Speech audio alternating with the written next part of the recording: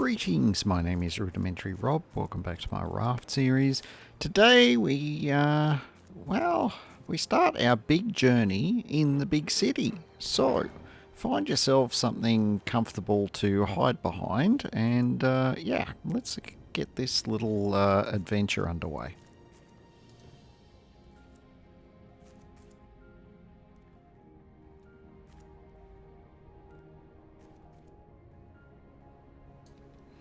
As you can tell from that sign, there is a lot of areas we end up visiting in the city. And the city is physically a fairly big, windy kind of place. So I do spend a bit of time sort of poking around here because honestly, I can't even remember how many years ago I was last in this place. I've tried to chop out a few sort of double backs and things like that where I got a bit sort of turned around, but for the most part, you can kind of work out which way I went and what I picked up and all the rest of it. So the first thing that we definitely need to be very careful of here is the ever abundance of rodents of unusual size. Apparently, they don't just exist in the fire swamp and on luxury liners, and probably a few other places as well. They are also here in the underground, I guess you could say, the underground bits of this big city. And there's a few of them, and they're annoying, and they respawn way too quickly when you're a bit lost and you're trying to find your way around. But that's okay. They do die pretty easy, and that's why we've got our bow and arrows. I've found it's a little bit easier sometimes to deal with them with the bow. Other times you've just got to get your old machete out and give it the good heave-ho. I went to initially I decided I wasn't going to loot the bodies just to see if that would extend the respawn timer. Honestly, if it makes a difference, I barely noticed it. So if you need meat, loot them. It's probably not going to make much difference in terms of how soon you're going to be seeing them again.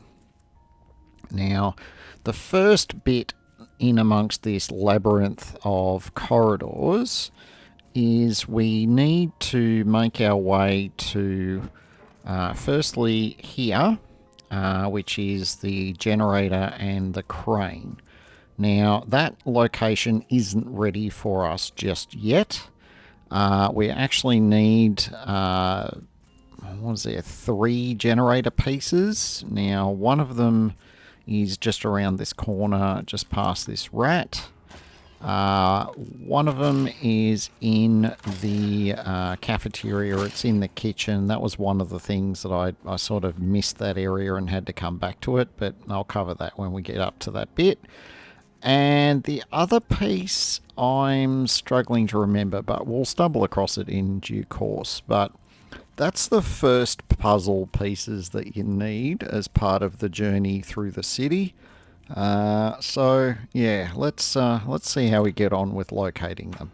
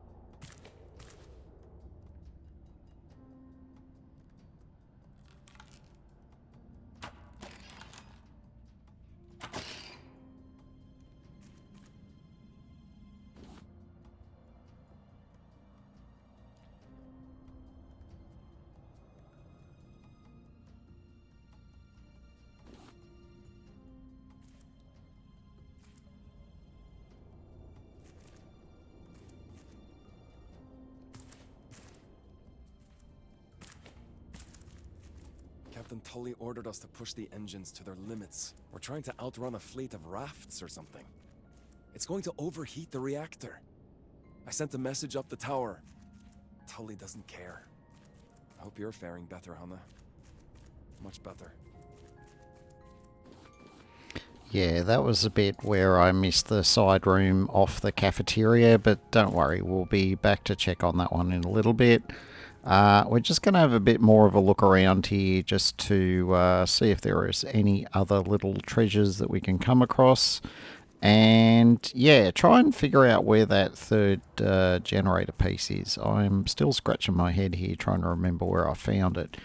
No prize for guessing. This is sort of Sunday evening. I actually put this together just after I finished uploading the Dragon Wilds episode that's coming out tomorrow the 19th. So yeah, if you caught my commentary in that one, you'll be aware that it's been a pretty busy sort of work situation. I'm got a lot of things demanding my attention these days, and look, I love that about my job, but it does tend to drain the battery a bit, so I find I'm less able to spit out videos on chance evenings. I'm pretty much only got the energy to try and put something together on the weekend, so I'm trying not to let it disturb my sort of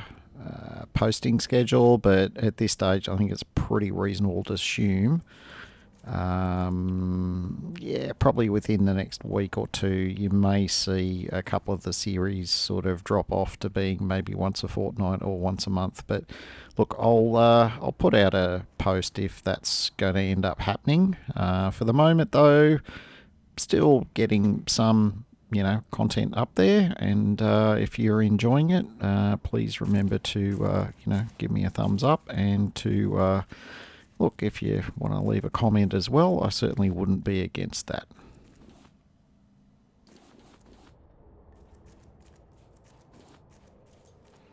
Alright, we finally got our hands on that lousy other generator part. I forgot it was actually in the generator room. I was racking my brain thinking, is it in the back of one of the storage rooms? Where did I find it? Well, it was out there on the floor for everyone to see if I bothered to walk into the generator room.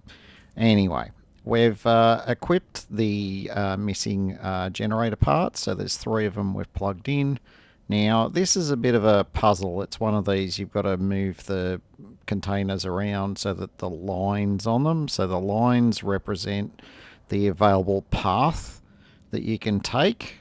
Now, the goal here is to only create a path from the left-hand side to the right-hand side. But there's a bit of a special bonus goal that you can unlock if you know what you're doing. Nudge, nudge, wink, wink. Well, turns out I kind of know what I'm doing. So I'm going to skip the 20 minutes or so of rust that I had to clear out of my brain in order to get things exactly where they needed to be. And we're just moving the last of the pieces now. So it's just a bit like this. Now, this isn't sped up. This is just the speed that I was up to by the time I was done. So you can see we've got a path in from the left. It splits, so we can come down to an area underneath us there, and we can also get to the goal on the far side. So what amazing stuff did we unlock by enabling this extra point of access here? Oh, you better believe it's some special stuff. We got 2 briefcases, count them, not 1. We got 2. We got titanium ore, and we got 5 pieces of titanium ore. That is pretty damn awesome.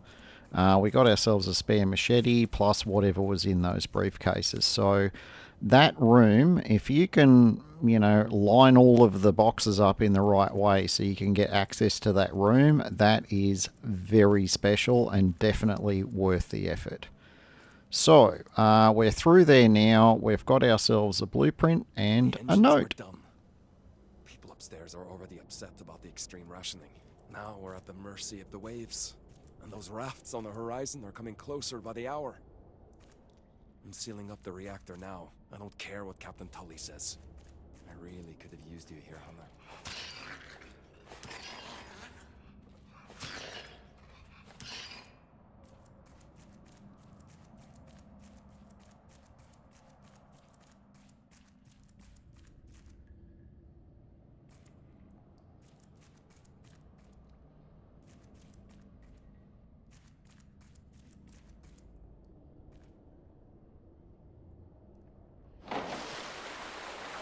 Alright, this flooding is just something that needs to happen as part of our progression. Don't panic, just make your way back to the crane room and we can access a broken ladder in the crane room now that the water level, allows us to get to the bottom of the bit of ladder that's still useful. Yep, once we get there, we'll be able to go up into the next area.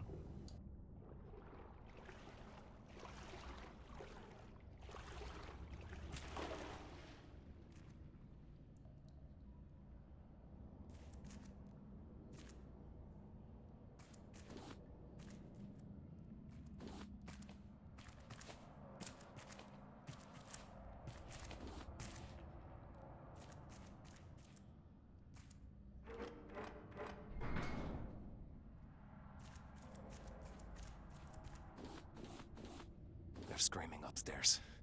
After the captain opened fire on the rafters, a damn riot broke out. Some supported Tully's orders, others really did not.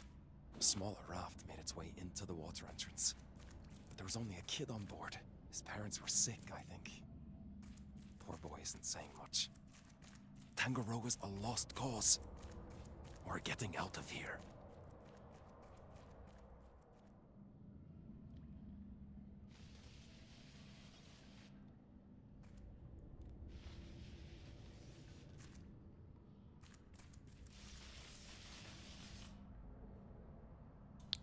Alright, this area I'm going to sum up as primarily to move forward. There's two things you need to know. One, don't get zapped, because it hurts. And two, we need duct tape. As everyone in the universe knows, duct tape cures all problems, particularly technical ones. This and a couple of successive areas from here, we need to be gathering duct tape because we need a bucket load of it to fix all of the electrical issues in this area. Now, in order to navigate around, yep, you basically have to jump from box to box, and yep, try not to get zapped. There's usually a fairly reliable break between the cycles of being zapped, and if you get your timing right, it's pretty good. If you don't get your timing right, look, it won't kill you straight away. Just try not to panic and get stuck in a corner or something, and you should be alright. Now, in terms of other good things, this is like a plantation area, so there are bananas and there are strawberries here. Now, you'll need an axe to chop the banana trees down. You'll get a combination of wood, banana seeds, and actual bananas. And for the strawberries, you'll get strawberries and strawberry seeds. So if you're intending to grow the bananas and the strawberries, as I fully intend to do, you are going to want to get all of those as you come through. Now, apologies, I've ended up talking over the top of a note, but it's just one of the local gardeners going on about the fact that, the whole thing is not working and blah, blah, blah. But anyway, we managed to grab a little bit of tape. That allowed us to get this door open to the next area. And it's going to be a broadly similar rinse repeat kind of exercise as we go. So I'm going to stop boring you with the details, and you can just watch on and laugh every time I get zapped. Ha ha ha.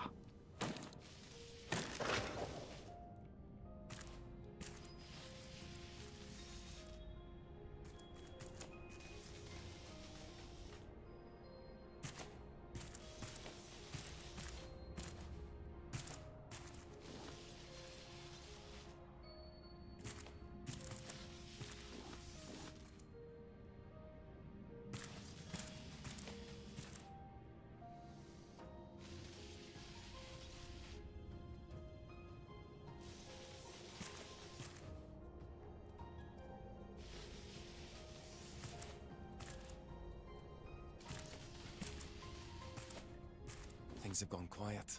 Security team still going patrols in their ridiculous golf carts, trying to keep some semblance of order. I heard the rafters let loose some type of rat. Oh, and they strapped tasers on all the butler bots. It's like some kind of dumb guerrilla war upstairs. We're fixing up a boat, but there's no engine. The raft kid thinks we could take one of the golf cart engines. It's not a bad idea. Captain Tully and the investors are still up in the tower. I say leave them there to rot.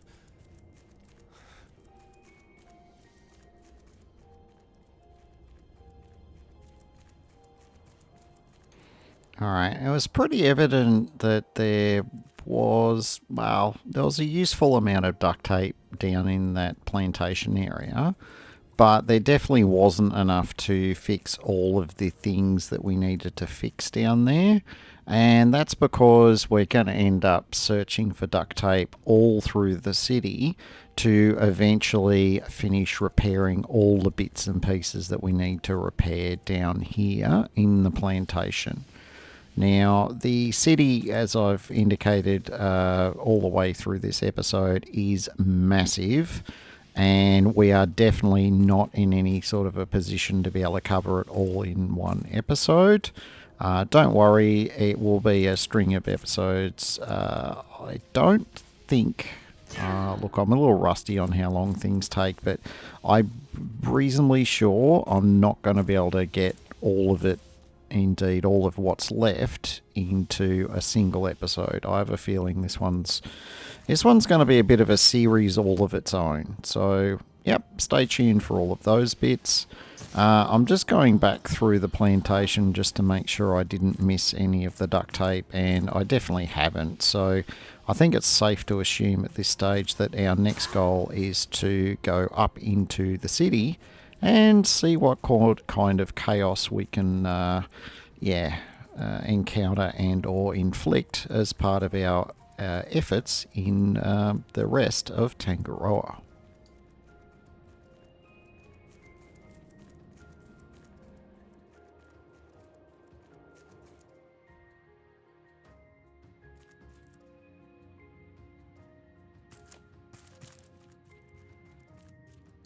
Alright, I generally recommend that once you get to this point, don't push on into the city. I mean, you can if you want to, but usually by now you've got a mountain of stuff on you, and or you need to get some more food, water, all that other good stuff.